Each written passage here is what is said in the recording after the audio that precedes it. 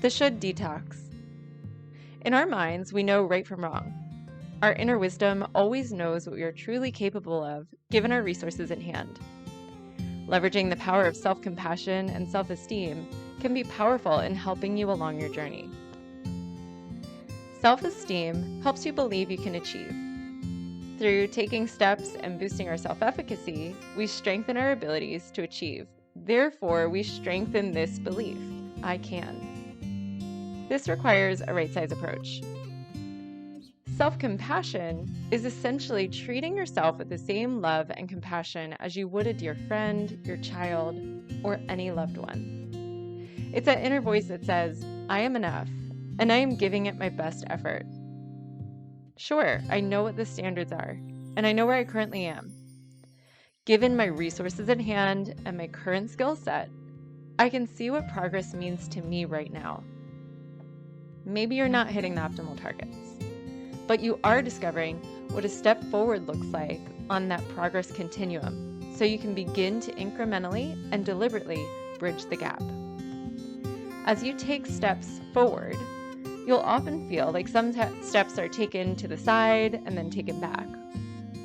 In this case, rather than tying your self-worth to accomplishing an outcome or checking off a box, we can reflect and learn.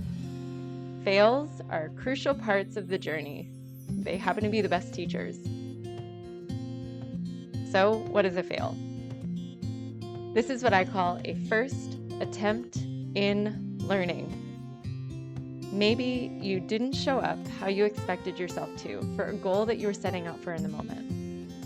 With this idea of fail, it allows us to step into a beginner's mindset and take a curious or exploratory approach to each day or each rep that we attempt something. As we objectively reflect and understand what blocked our achievement, we can learn how to navigate challenging circumstances. It's not that we are worth any less. We don't need to punish ourselves or beat ourselves up over not checking that box for the day. Because when we truly give our best effort, given the resources at hand, and see ways to navigate challenges differently in the future, we find our growth. This is self-compassion. Accepting where you are, being okay with the messy middle, not expecting yourself to climb Mount Everest when you're only used to walking gently on flat roads. Acceptance and planning to move forward in a productive way, this time with more experience. Conceptually, this all makes sense, but let's talk about how to tie it all together with a should detox, so you can turn should into action steps and see real progress. First, identify what you feel you should do. This is where we think of those long-term targets that align with the optimal standards. In the case of a weight loss journey, maybe it's using the Harvard Healthy Plate as a guide for your ratios, or eating a predominantly whole food plant-based diet.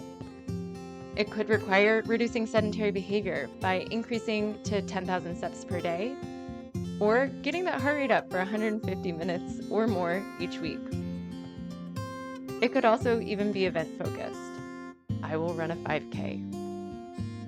Next, turn I should into I can. Be honest with yourself and track what you are currently doing on a daily basis. Once you've identified the gap between where you are now and the long-term targets, ask yourself, what does progress look like for me today? What will progress look like 3 months from now if I take action each day? It's important to realize that as you bridge the gap, you're on the progress continuum. I might not be able to do it all at once, but I can do something right here, right now. I can do this one thing, and I can master it. Next, I can becomes I will, as you carefully create a plan to implement what you can realistically do. SMART goals.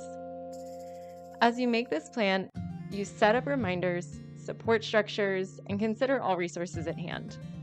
Your time commitment, your energy commitment, the reminders you need to put in place, the information that you need to gain, maybe recipes you need to look for, and who you need to talk to set up an accountability system. I will then becomes I do. Have integrity, and try your best as you implement your SMART goals. Keep them in front of you. Remember that motion breeds clarity, so taking action, even if you fail, is the most important step. Reminding yourself of that progress continuum. Don't mistake a middle stepping stone for the end product. There's always a way to pivot, to revisit a goal that didn't go so great, and there's always room to do better. I am. Over time, taking action, iterating on your process, and learning, these actions become an extension of your identity. Dare I say, this new identity can even be very fulfilling and one you enjoy deeply.